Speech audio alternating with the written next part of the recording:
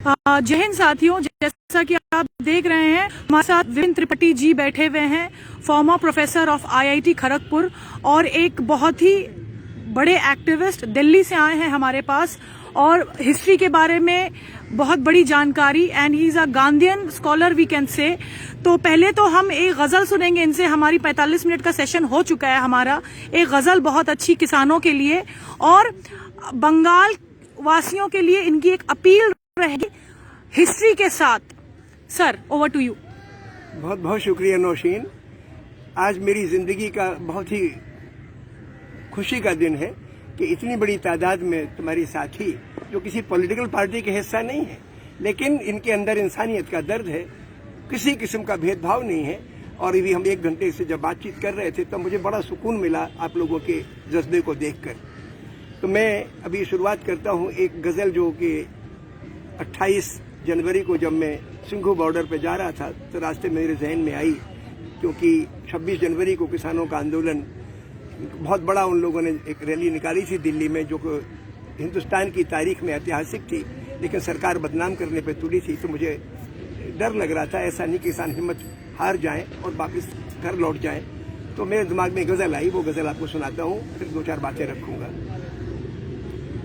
जमीन तोड़ के सोना उगाने वाले हैं, जमीन तोड़ के सोना उगाने वाले हैं, अनाज और दूध की नदियाँ बहाने वाले हैं, अनाज और दूध की नदियाँ बहाने वाले हैं। सड़क पे बैठे हैं ठंडी की सर्द रातों में, सड़क पे बैठे हैं ठंडी की सर्द रातों में, हुकूमतों के ये सर को झुकाने वाले हैं, हुकूमतों के ये सर को झुकाने वाले हैं। कभी तो भोर भी होगी स्याह रातों की, ये ऐसी भोर का सूरज उगाने वाले हैं, बेशक ये ऐसी भोर का सूरज उगाने वाले हैं। झगड़ रहे हैं यहाँ लोग जात धर्मों में, झगड़ रहे हैं यहाँ लोग जात धर्मों में, ये उनमें प्यार का रिश्ता बनाने वाले हैं, ये उनमें प्यार का रिश्ता बनाने वाले हैं। आखिरी शेर है, सितमगरों ने झुका दी है रीढ़ लोगों की, सितमगरों ने झुका दी है रीढ़ लोगों की, ये उनकी रीढ़ को सीधा बनाने वाले हैं, ये उनकी रीढ़ को सीधा बनाने वाले हैं। साथियों से 2-3 बातें कहनी है आप लोगों से। ये मेरा कलकत्ता का दूसरा ट्रिप है। 2 महीने पहले दिसंबर में आया और यहाँ आया। मुझे एक बात से बड़ा अफसोस है कि 70 बरस से कलकत्ता और पूरा पश्चिम बंगाल एकता का, एक जहती का नमूना रहा है। देश भर में दंगे हुए, दंगे नहीं हुए, लेकिन यहाँ कोशिश ये चल रही है कि लोगों के अंदर नागरिकता का सवाल उठा के, घुसपैठिया का सवाल उठा के, इस प्रकार के दीगर सवाल उठा के यहाँ के लोगों के अंदर जुनून पैदा किया जाए। मैं बंगाल के बारे में 2-4 बातें आपको सामने रखना चाहता हूँ। 1946 में यहाँ पर दंगा हुआ, गांधी जी नोवा खाली गए, तो उस वक्त एक मोटी तौर पे बात सामने आई कि गांधी जी की अपील पर यहाँ के सुपरिटेंडेंट थे अब्दुल्ला, उसने कहा गांधी बापू आइंदा में कभी दंगा होने नहीं दूंगा, होगा तो हम जान की बाजी लगा देंगे। नतीजा ये निकला कि देश भर में बाद में दंगे भड़के, लेकिन बंगाल में दंगा नहीं भड़ पाया।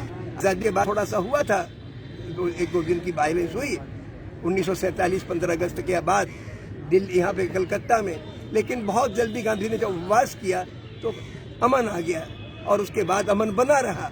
उसके बाद जब देश अलग अलग हो गए, पश्चिम बंगाल और पूर्वी बंगाल, उसके बावजूद लोगों के अंदर मैल नहीं रहा। यहाँ की राजनीति में किसान का मुद्दा रहा, मजदूर का मुद्दा रहा, शिक्षा का सवाल रहा। ये मुद्दे यहाँ की राजनीति को प्रभावित करते रहे।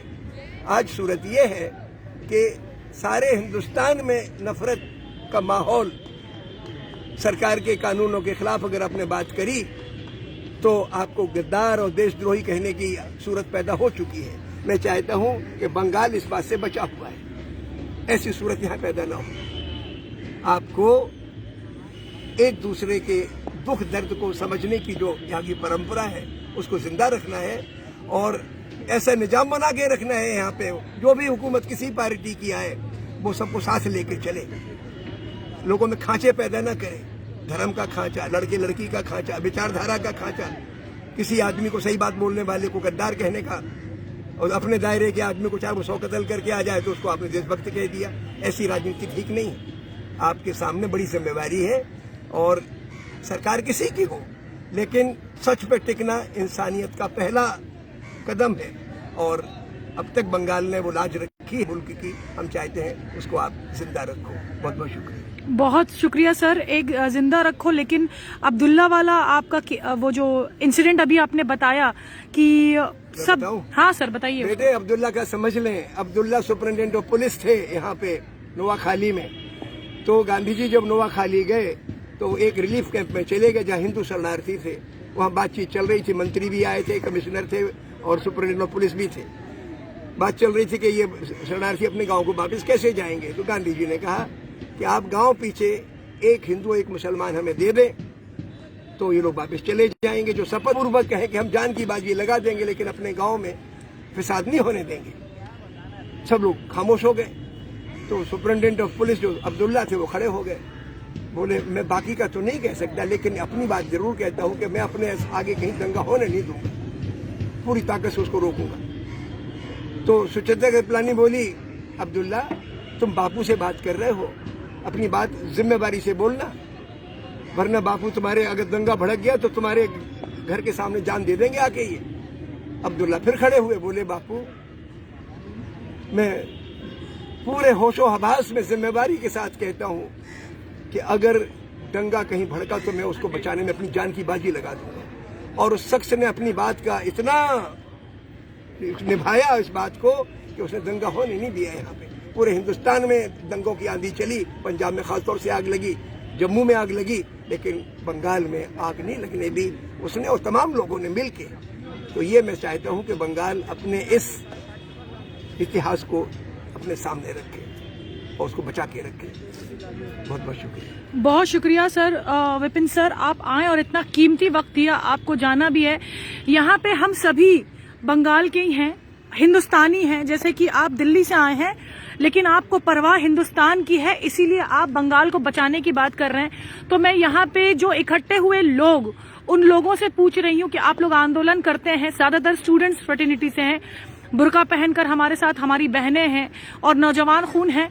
आप लोग बंगाल, जैसे वो अब्दुल्ला से पूछा था, ना ही मैं गांधी जी हूं, ना ही आप लोग सुपरिटेंडेंट ऑफ पुलिस हैं, हम एक नागरिक हैं, लेकिन नागरिक होने के नाते हमारा इस देश के प्रति कुछ कर्तव्य है। तो क्या आप बंगाल को बचाने में आगे आएंगे? मैं आप सबसे पूछ रही हूँ। बिल्कुल आएंगे, अपनी तरफ से, व्यक्तिगत तौर से या किसी ऑर्गेनाइजेशन की तरफ से बंगाल को 2021 में बचाना बहुत जरूरी है। जय हिंद, जय भारत, इनकलाब जिंदाबाद, जय बांग्ला।